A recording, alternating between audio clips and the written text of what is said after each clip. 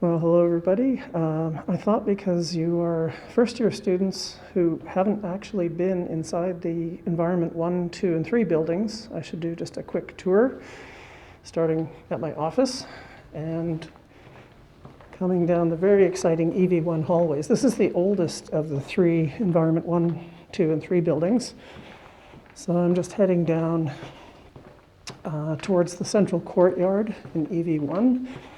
Passing by a lot of the geography professor offices, which are all closed up and pretty empty right now.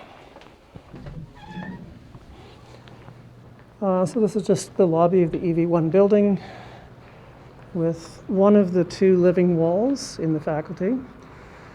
And these were established partly as a demonstration and partly as a way of naturally cleaning the air in the environment buildings. This is the Faculty of Environment EV1 courtyard, which is basically free, open study space for students. Oh, it looks like somebody's in there. Possibly the cleaners. They're the people that I see the most these days. So it's just kind of natural lighting, open space. Now I'm going to head downstairs. Normally every hallway is lit up.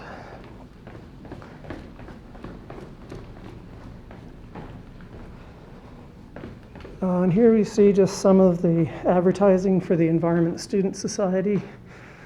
And one of the reasons you pay a fee is to support the Waterloo Environment Student Endowment Foundation. So just some promotional material here and a super dark hallway.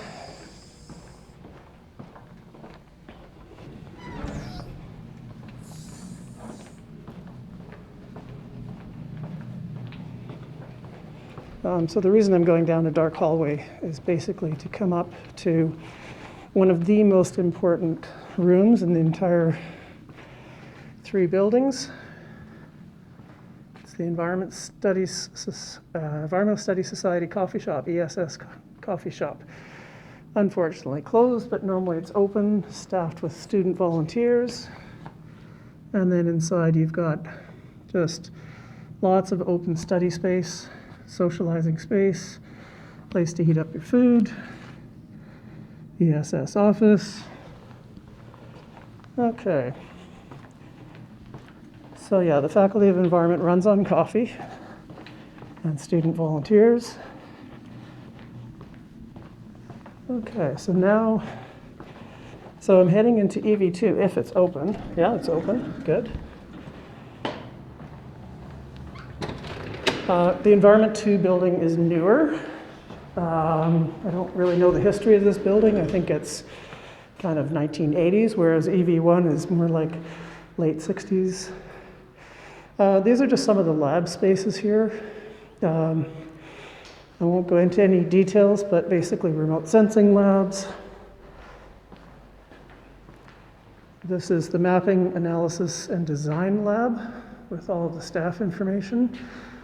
Again, lights are off, but normally this is where you might, oh, it's a bit hard. Yeah, there. You might be working on computer assignments. You might just be working on essays there. So mapping, analysis, and design is a pretty key part of the faculty. I don't think this is going to show up all that well. This is workshop space, working on models if you're a planning student or an urban design student. Yeah, it's kind of hard for that to show up. So let me backtrack. I'm moving quickly because I don't want this to be too long.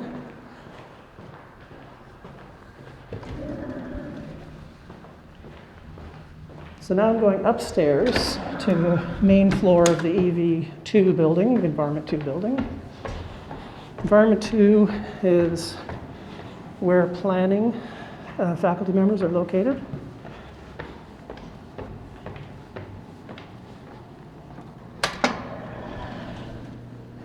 And we got if you're not living in the Waterloo region, we got a huge dumping of snow last night, so it's looking pretty outside.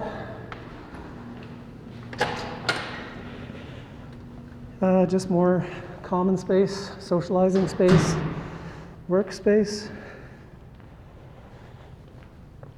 And if you're from the School of Environment, Resources and Sustainability, this is your home, Environment 2.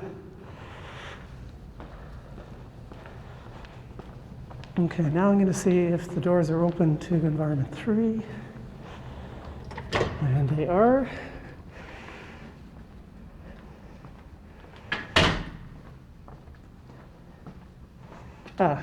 This is the Knowledge Integration Lab.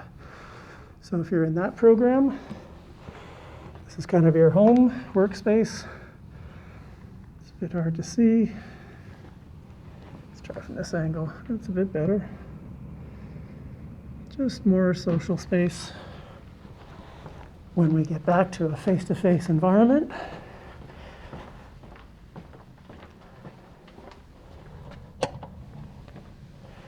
And we're walking into the Environment 3 building now, which is the newest of the 3 buildings.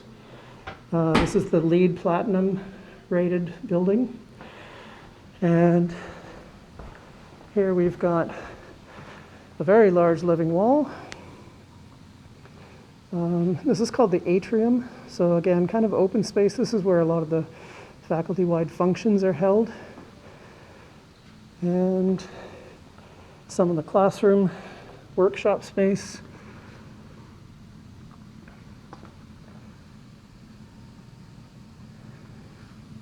What else can I show you?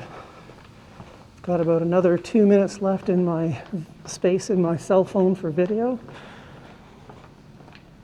I'm not going to go upstairs, but that's where you'll find the SEED faculty, department or unit.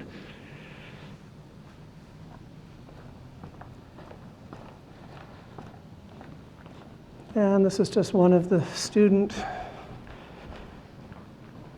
probably a 4th year planning project or urban design project. And again, you see some of the models that would be produced in the workshop downstairs with some posters explaining what's going on.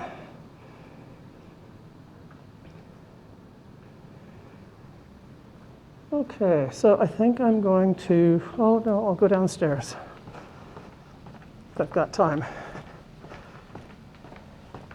Got 60 seconds left in my memory space.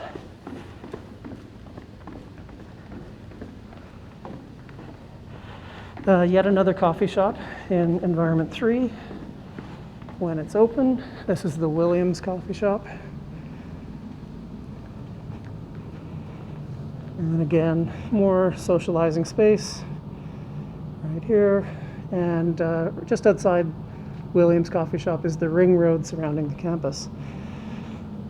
So that's the end of this video, but hopefully that gives you a little bit of a taste of what you're likely to see when the world goes back to normal and you're allowed back on campus. Hope to see you soon.